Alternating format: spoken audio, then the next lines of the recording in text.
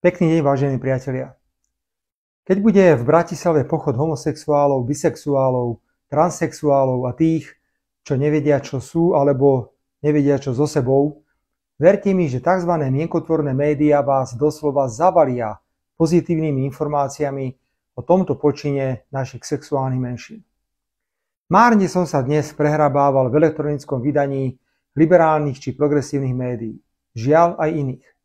Aby som našiel aspoň nejakú zmienku o tom, že dnes je pre Slovenskú republiku významný deň. 32. výročie prijatia deklarácie zvrchovanosti Slovenskej republiky.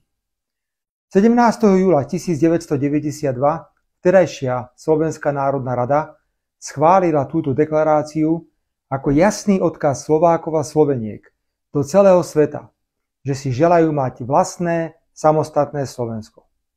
O význame tohto dokumentu svedčí aj fakt, že o niekoľko dní po jeho prijatí sa vzdal funkcie československý prezident Václav Havel, ktorý pochopil, že dielo je dokončené a že Slovenská republika sa vyberie svojou vlastnou cestou. Rád by som poďakoval starostovi obce Stará Bystrica a poslancovi Národnej rady za Smer Jánovi Podmanickému, že aj tento rok, tentokrát v spolupráci s vládou Slovenskej republiky, na vysokej úrovni zorganizoval v obci celoslovenské oslavy zvrchovanosti Slovenskej republiky. 17. júla 1992 som bol 27-ročným elévom v Slovenskej národnej rade. Napriek tomu mi bolo jasné, že deklarácia je pre nezávislosť Slovenskej republiky nevyhnutná, hoci sme všetci vedeli, aké náročné bude úplne od základu budovať suverénny štát. Teší ma, že hoci ako opozičný poslanec som mohol niečím prispieť, pretože s kolegami na Právnickom inštitúte Ministerstva spravodlivosti sme zabezpečovali rozbeh zbierky zákonov Slovenskej republiky a aj vytlačenie prvého zákona do zbierky, ktorým bol práve zákon o zbierke zákonov Slovenskej republiky.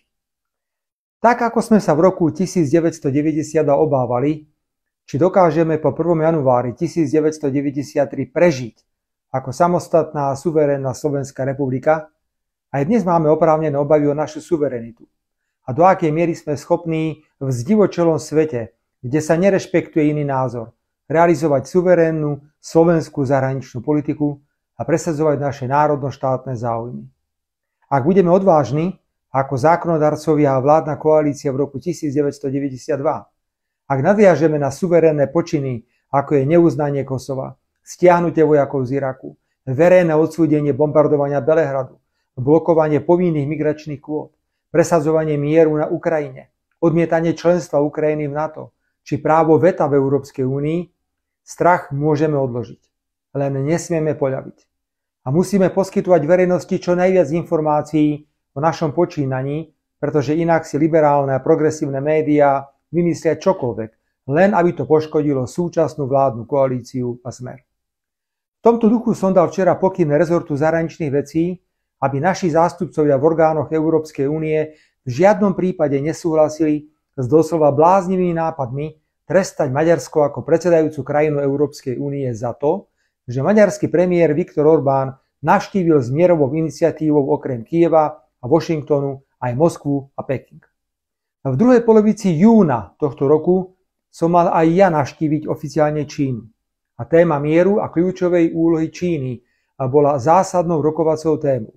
Žiaľ, opozičný aktivista, poštvaný opozíciou, mi v Handlovej túto cestu zrušil. Veľmi som privítal ústretovosť čínskej strany, ktorá prakticky okamžite potvrdila náhradný termín mojej návštevy. Nesmieme sa báť otvorene hovoriť o nevyhnutnosti otvoriť dialóg nielen s Čínou, ale aj s Ruskou federáciou. Jednoducho my vo vládnej koalícii nepodliehame jedinému povinnému názoru, ku ktorému sme nútení vyspelými západnými demokraciami. Ako fungoval jediný povinný názor, sme videli za vlád Matoviča, Hegera či Ódora. Západ pískol a tieto vlády na povel vybrakovali slovenskú armádu tak, že dnes nemáme ani vlastné lietadlá, ani protivzdušnú obranu, nemáme nič.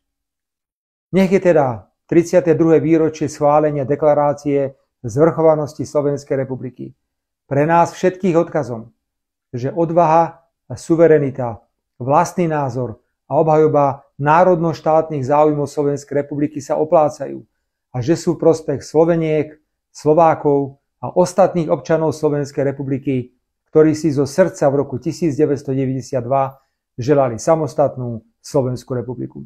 Želám vám všetkým pekný deň.